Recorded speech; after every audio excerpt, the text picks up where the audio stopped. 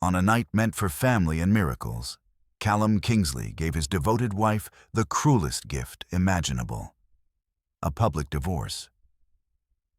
But he didn't know she had left him 3 surprise gifts that would turn his billionaire dreams into a living nightmare. If you would never abandon your pregnant partner at a party just to look powerful in front of your friends, hit that subscribe button right now. But if you think status is more important than family, feel free to skip this story. Let's see how many good people are actually watching. Hello to my precious family, and welcome home to Mr. Davies Stories. My prayer today is that the Almighty covers every woman watching this in His boundless grace, granting you a peace that quiets every worry, a strength that never crumbles, and a spirit that shines brightest when the night is long. May your joy fill every room you enter. May your hardest battles turn into your greatest blessings. And may the love you pour out return to you overflowing. You are the anchor of this world and the very definition of grace. Please take a moment to like, subscribe, and join our conversation. Let's remind the world that faith and unity are still stronger than anything holding us back. If you believe in the power of a good heart, hit that like button. If you believe love always wins, comment, "I stand with love and unity" below. The massive crystal chandelier of the Kingsley estate chimed softly above the laughter of the city's sharks. Callum, his face flushed with premium scotch and the arrogance of a record-breaking quarter, stood on the velvet chair, clinking his spoon against a champagne flute. In the shadows of the ballroom, his wife, Claire, smoothed her shimmering emerald gown, her hand instinctively drifting to guard her stomach. She smiled nervously, expecting a toast to the merger she had secretly orchestrated for him. Instead, Callum tossed a thick manila envelope onto her lap, sliding it across the silk tablecloth like a dirty napkin. "Merry Christmas, darling," he slurred, his voice dripping with cruelty as the room erupted in shocked whispers. "I'm trimming the fat. You're dismissed." He didn't know it yet, but the woman he was discarding like trash was the only thing holding his fragile empire together. Callum thought he could throw Claire away like yesterday's news, but karma had other plans. Like this video if you believe that what goes around always comes back around. If you don't like it, you're basically saying Callum was right to humiliate her.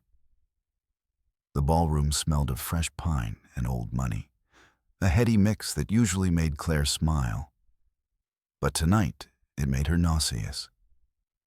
She stood near the towering ice sculpture, her hand drifting instinctively to her stomach, watching her husband hold court. Callum was radiant in his bespoke tuxedo, though his sway was a little too loose, his laughter a little too loud. He had been celebrating the quarterly earnings since noon, fueled by premium scotch and the adoration of people who only knew his bank account, not the man. Beside him, a young socialite in a dress that cost more than a nurse's annual salary draped herself over his arm, whispering something that made him roar with laughter. Claire stepped forward as the room quieted for the toast. She had spent months ghostwriting the strategy that saved Kingsley Corp, fixing his errors in the dark while he slept. She didn't want applause, just acknowledgement. A smile, anything. "To the biggest year in our history," Callum bellowed, raising his glass. The crystal flutes chimed in response. And to new beginnings, to upgrading. His eyes locked onto Claire's, but there was no warmth in them. Only a glassy, cruel detachment. He reached into his jacket and pulled out a thick manila envelope. With a flick of his wrist, he tossed it onto the banquet table. It slid through a puddle of spilled champagne and stopped inches from her fingertips. "Merry Christmas, Claire," he he slurred, his voice echoing in the sudden silence. I'm done pretending. You're boring me. The socialite giggled, a sharp, vacuous sound that cut through the tension. Oh, Cal, you are terrible, she purred, though she looked delighted. Claire stared at the document. Petition for dissolution of marriage. The room blurred. The whispers started, sharks sensing blood in the water. She looked at Callum, waiting for the punchline, but he had already turned back to the girl, dismissing his wife of 5 years like she was a waitress who got the order wrong. Claire didn't scream. She didn't flip the table. A cold, steely calm settled over her, the same calm she used in the emergency room when a patient was flatlining. She reached into her clutch, pulled out a pen, and signed the document right there on the wet tablecloth. The scratch of the nib was the loudest sound in the room. You wanted freedom, she whispered, her voice steady enough to make him flinch. She placed the signed papers next to his drink. You've got it. Without waiting for his response, she turned and walked toward the terrace doors. She didn't look back at the warmth, the lights, or the husband who had just shattered her world. She pushed the heavy doors open and stepped into the blizzard. The wind tore through her thin emerald gown, biting into her skin. But the cold was a mercy. It numbed the pain just enough for her to keep moving. It breaks my heart that Claire had to face that freezing snowstorm all alone while they laughed inside. Comment "Stays strong" below to show support for all the mothers who have been abandoned when they needed help the most. Don't ignore this. Show them they aren't alone. The morning sun sliced through the heavy velvet curtains of the master bedroom, hitting Callum's face like a physical blow.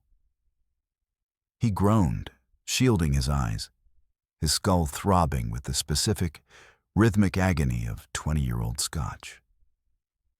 He rolled over, instinctively reaching for the glass of water and 2 aspirin. Claire always left on his nightstand after a gala. His hand met only cold marble. Claire? He croaked, his voice rough. Silence. Not the peaceful silence of a sleeping house, but a heavy, suffocating stillness that pressed against his eardrums. He sat up, the room spinning slightly. The memories of the previous night were fragmented. Bright lights, laughter, the thrill of power, and a vague recollection of signing something. He pushed himself out of bed, shivering. The heating was off. Claire usually managed the smart home systems. Without her, the mansion was just a cavern of ice and glass. He stumbled down the hallway, expecting to find her in the kitchen, perhaps sulking over his behavior. He was ready to offer a half-hearted apology, maybe buy her a new bracelet to smooth things over. That was how it worked. He broke things. His money fixed them. But the kitchen was empty. The coffee machine was cold. A knot of unease tightened in his stomach. He walked into his study, the heavy oak doors creaking open. That's when he saw them. On the center of his pristine mahogany desk, arranged with surgical precision, were 3 items that stopped the breath in his throat. First, the manila envelope, the divorce papers. He picked them up, his hands trembling slightly. Her signature was there, neat and unhesitating, the ink barely dry. He had thrown the matter as a drunk power move, a joke to impress the room. But she had treated them as a binding contract. He was legally a bachelor. Next to the papers sat the black velvet box he had given her for their 5th anniversary. He flipped it open. The 5-carat diamond ring stared back at him, cold and lifeless. It wasn't just jewelry. It was the symbol of her tolerance, her loyalty, the way she had polished his rough edges until he shined. She had left it behind like a tip at a restaurant she never intended to visit again. But it was the third item that brought him to his knees. Resting atop the divorce decree was a small plastic stick, a pregnancy test. 2 solid pink lines cut through the white window. The room tilted. The air left his lungs in a rush. An heir. He had spent years talking about a legacy, about passing down the Kingsley name, claiming Claire was the one delaying it. And now, on the very night he had cast her out into a blizzard, she had given him the answer he claimed to want. He had evicted his own child. "No," he whispered, the words scraping his throat. "No, no, no." Panic, sharp and primal, clawed at his chest. He fumbled for his phone, his fingers slick with sudden sweat. He dialed her number, the one he had memorized but rarely called, his heart hammering against his ribs like a trapped bird. He waited for her soft voice, ready to beg, ready to promise her anything. "We're sorry. The number you have dialed is no longer in service." The automated voice was cheerful, mechanical, and final. Callum lowered the phone, the silence of the mansion crashing down on him, louder than any scream. 2 days after Christmas, the glass walls of the executive suite at Kingsley Corp usually made Callum feel like a king looking down on his subjects. Today, they felt like the walls of a fishbowl, exposing him to every pitying glance from the bullpen. He stormed into his office, the heavy door slamming shut behind him, but the noise didn't drown out the buzzing anxiety in his veins. The merger, the deal that was supposed to put him on the cover of Forbes, was closing in 3 hours, and the final contracts were locked in the secure drive. "Just get the files, Cal," Tiffany said from the leather sofa. The socialite from the party was filing her nails, looking bored. She had tagged along, expecting a victory lap, not a crisis management meeting. "You're stressing me out." "Quiet," Callum snapped, sitting at his desk. He woke the computer, his fingers hovering over the keyboard. He typed in the password he had used for 5 years, Claire 5 Tuadu, their anniversary, access denied. He frowned. Maybe he mistyped. He tried again. "Forever Claire, access denied." Sweat prickled his hairline. He tried her birthday, the date of their first date, the name of the dog she wanted, but he never let her get. System locked. Contact administrator. "Damn it!" Callum slammed his fist against the mahogany. He buzzed his assistant, his voice cracking. "Sarah, get in here. My passwords aren't working." Sarah entered a moment later, clutching a tablet to her chest.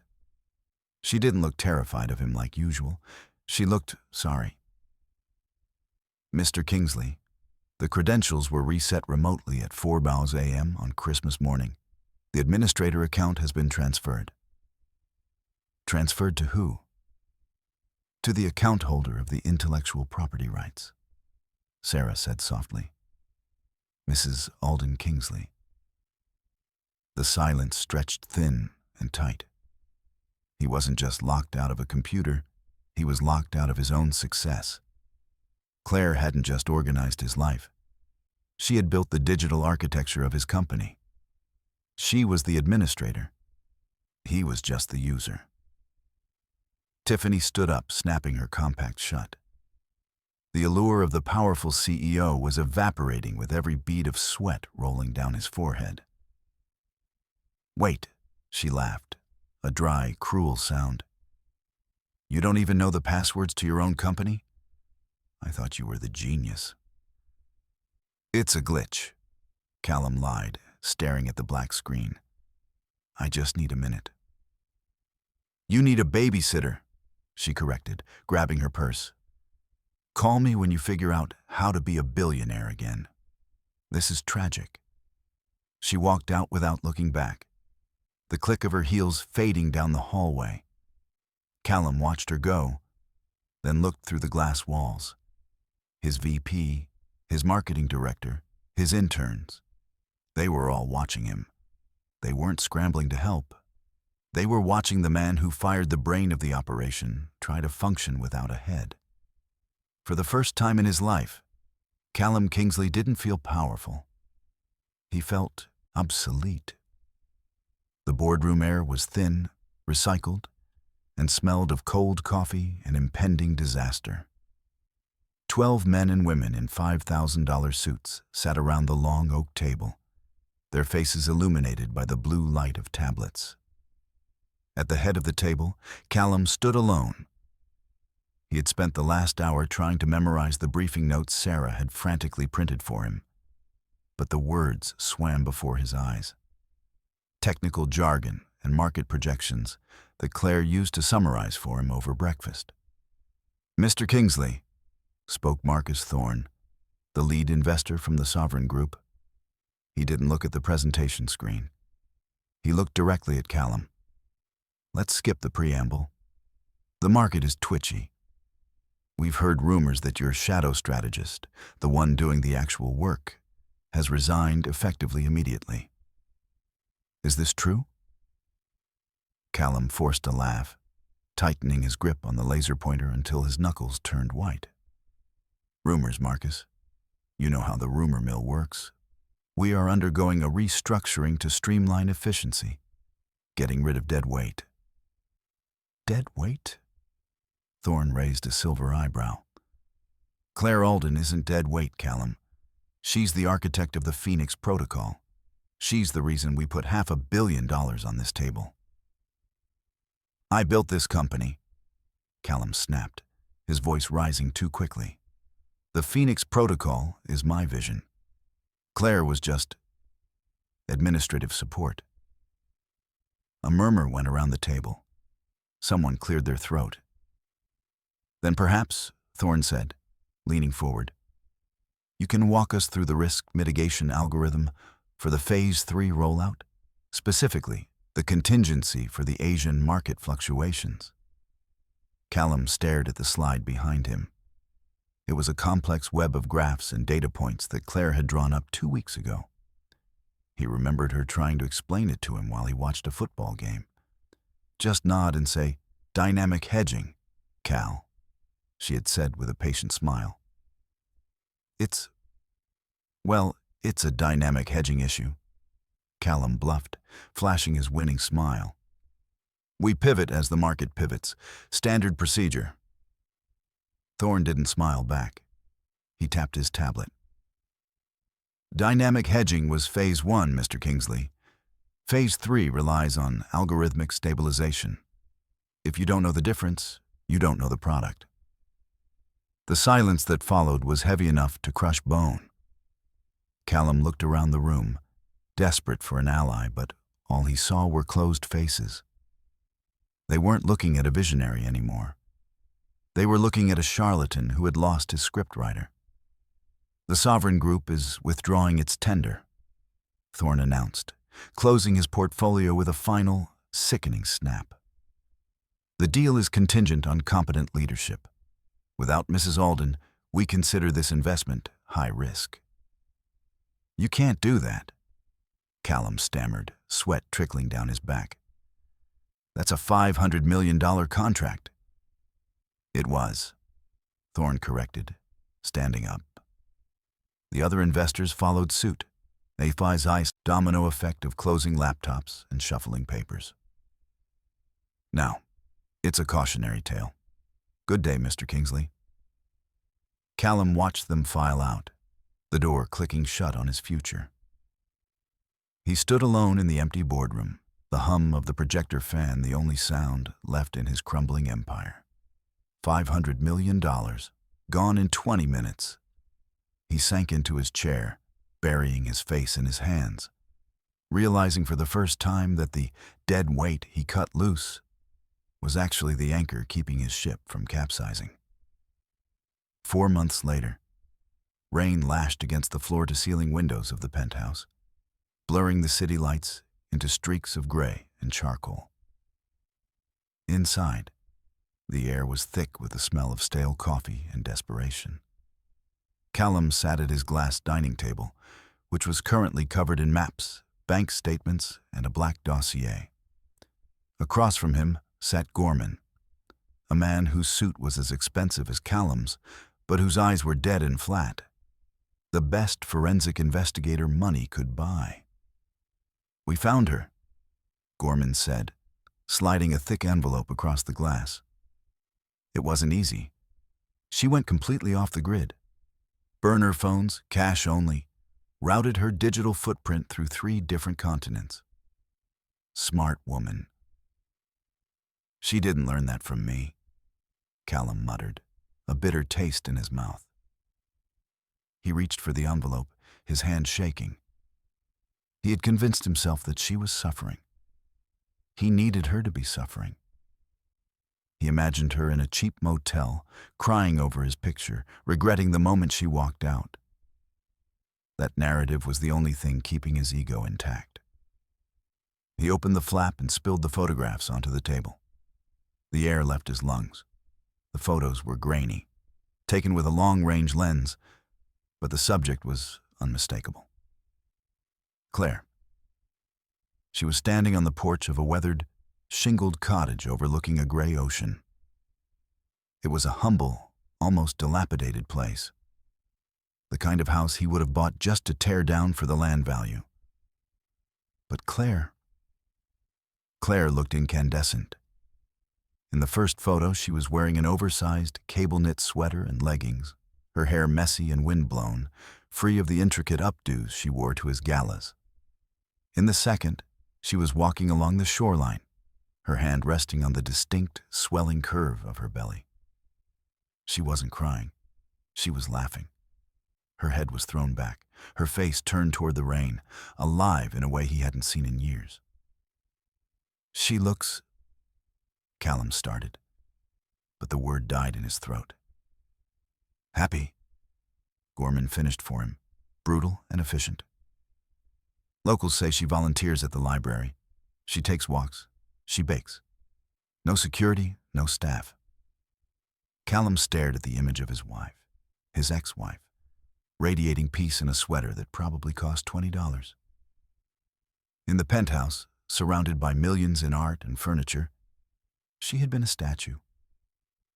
Beautiful, cold, and silent. Here, in this tiny shack at the edge of the world, she was vibrant. He picked up a photo of her sitting on a bench, eating an ice cream cone, looking completely unburdened. The realization hit him with the force of a physical blow. He had always told himself that he was the prize, that his wealth was the golden ticket she was lucky to hold. But looking at her now, glowing in the gray light of a coastal town, he understood the humiliating truth. The diamonds, the galas, the expectations, they hadn't been gifts. They were bars. And for the first time in her life, Claire was free. The drive to the coast took 4 hours, but Callum made it in 3. His black Aston Martin tore through the quiet seaside roads like a scar, the engine growling against the peaceful silence of the town. He told himself this was a rescue mission.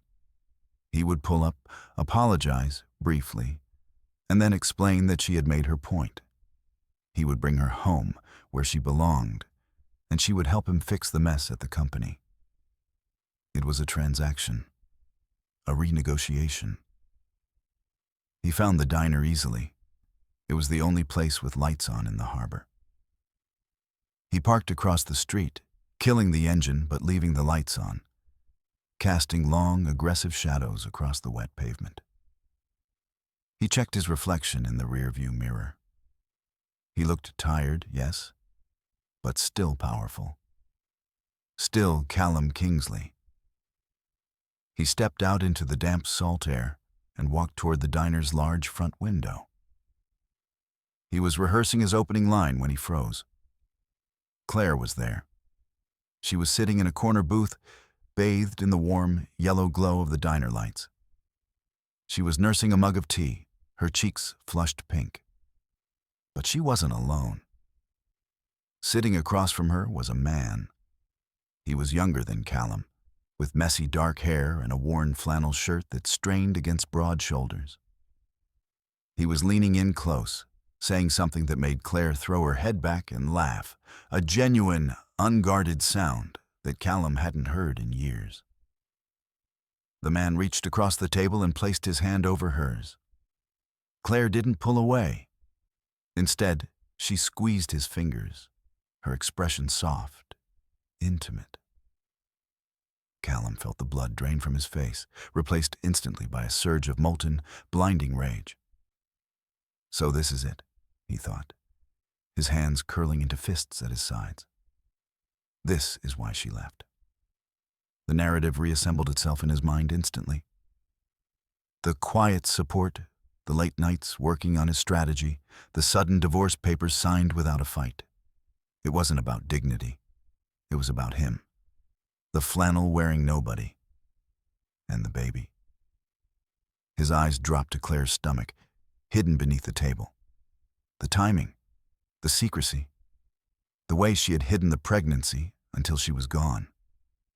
A dark, poisonous certainty took root in his chest. The child wasn't his heir. It was theirs. She had played him for a fool, building his empire while building a secret life with this peasant. He took a step toward the door, intending to storm in and flip the table, to expose her treachery to the whole damn town. But then the man reached out and gently tucked a strand of hair behind Claire's ear. The tenderness of the gesture was so alien to Callum, so revoltingly simple, that he couldn't bear to look at it.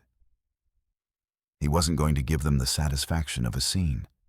He wasn't going to let them see him bleed. Callum spun on his heel, marching back to his car. He slammed the door shut, the sound echoing like a gunshot. He revved the engine, the tires screeching against the wet asphalt as he tore away, leaving the warmth of the diner behind. He didn't need her. He didn't need a traitor's help. He would burn the company to the ground before he let her see him beg again. The mahogany paneling of Silas Vance's office usually smelled of cigars and victory. But today, it smelled like a funeral. Callum sat in the leather wingback chair, nursing a headache that had become his constant companion since the coast. He looked at Vance, his family's oldest attorney, expecting a solution, a loophole, a way to crush Claire and her lover under the weight of a lawsuit. Just serve her with a cease and desist, Callum snapped, drumming his fingers on the armrest. She's using my proprietary data. She's consulting for Phoenix Tech.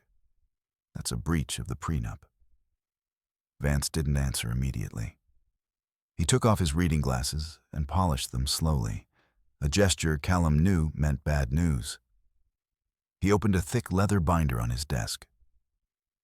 "Callum," Vance said, his voice maddeningly calm. "Do you remember the terms of the prenuptial agreement you insisted on?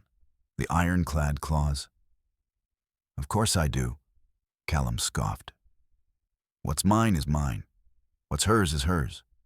Complete separation of assets. I wanted to make sure she couldn't take half my company if we split." "Correct," Vance said. He turned the binder around and slid it toward Callum. Section 4, Paragraph B. All assets, including physical property, financial holdings, and intellectual property, shall remain the sole property of the Creator, regardless of the marital union. "Exactly," Callum said, waving a hand. "So Kingsley Corp is mine." "The corporation is yours," Vance corrected. "The building is yours. The bank accounts are yours. But the product, the Phoenix Protocol, the source code for the new AI integration, the entire algorithmic backbone of your fall launch?" Vance tapped a document attached to the file. It was a patent registration form. "Applicant, Claire Alden," Vance read. "Inventor, Claire Alden." Callum stared at the paper. The letters swam before his eyes. That's a mistake. She typed it up for me. I told her what to write." The logs show she wrote the code, Callum. Every line. From her personal laptop, copyrighted under her maiden name 3 years ago. You were too busy golfing to file the paperwork, so she did it to protect the company. But because of the clause you demanded, the one ensuring creators keep their creations, she legally owns the technology Kingsley Corp sells. The room spun. Callum gripped the edge of the desk. He had built a fortress to keep her out, but in doing so, he had locked himself in a cage. He remembered laughing at her when she asked him to read the contracts. "Don't worry your pretty little head about business, Claire," he had said. "Just sign it." "So," Callum's voice was a whisper, "what are you saying?" "I'm saying," Vance said, closing the binder with a heavy thud, "that you don't own your flagship product. You are currently infringing on her copyright.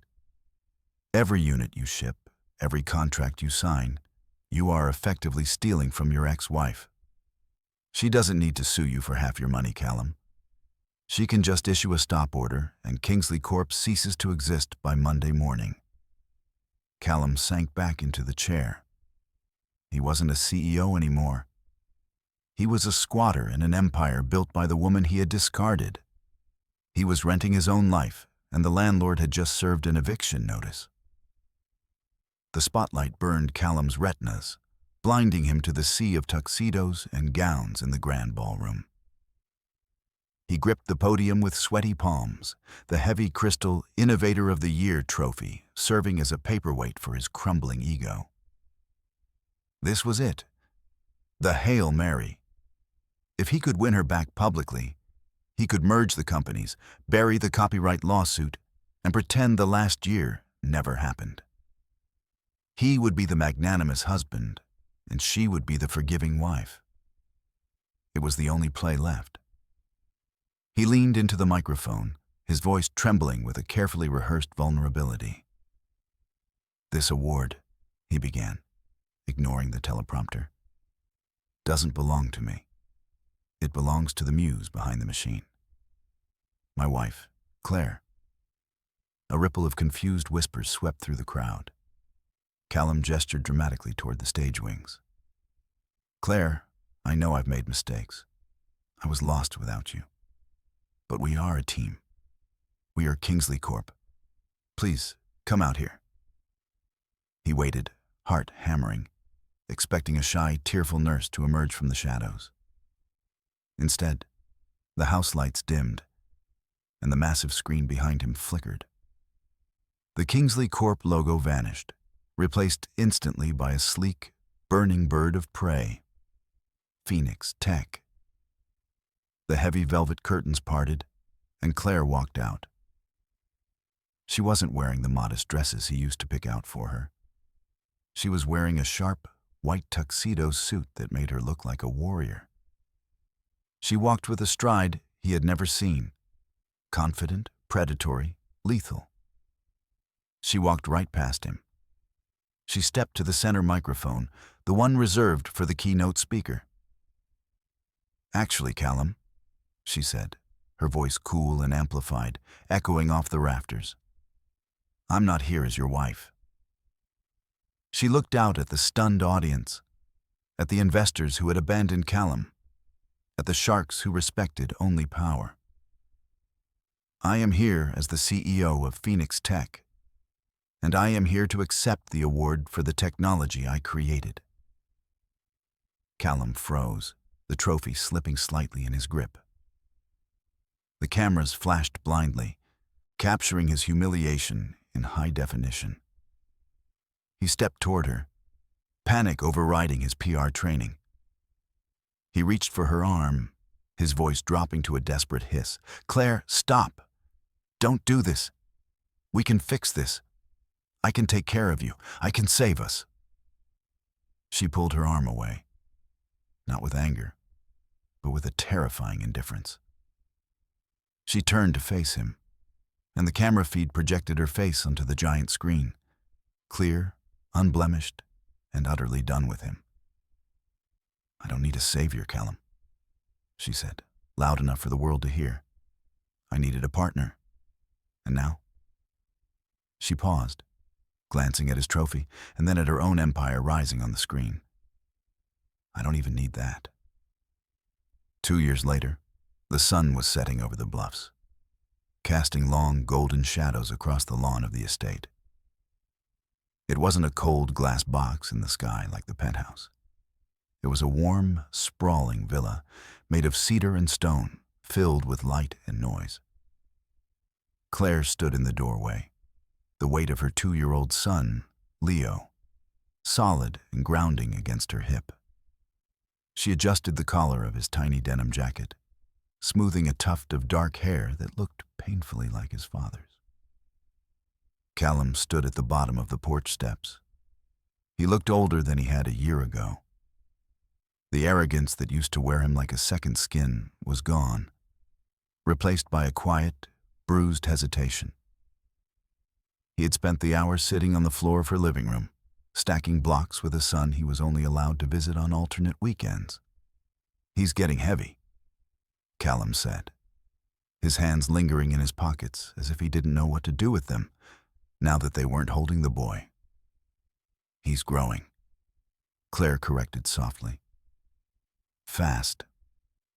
Callum looked past her, into the foyer where the light spilled out. He could see the life she had built without him. The toys scattered on the rug, the laptop open on the coffee table displaying Phoenix Tech's quarterly projections, the lack of pretense. It was a home.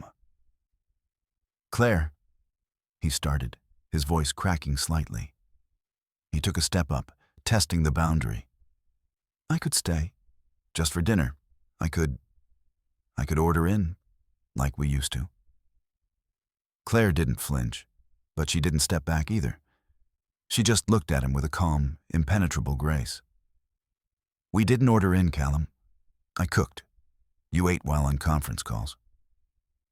He winced. I'm not that man anymore. I'm trying. You see that, don't you? I do, she said, and she meant it. And that's why you get to know your son. But you don't get to know me, not anymore. She shifted Leo to her other hip. The baby yawned, burying his face in her neck. It's bedtime. Drive safe, Callum. Claire, please. Good night. She stepped back and began to close the door. For a second, Callum stood frozen, watching the gap narrow. He saw the warmth, the safety, and the family he had claimed he wanted, all right there, inches away. But he was on the outside. The heavy oak door clicked shut with a sound of finality that echoed in the driveway. The lock turned. Callum stood alone in the twilight, staring at the closed door of a house his money couldn't buy, realizing that the most expensive thing he ever owned was the woman he had given away for free. Callum chased a paycheck and lost everything that mattered. Claire chose self-respect and gained a family. If you believe love is more important than money, turn on post notifications. If you don't subscribe, I guess we know which side you're on.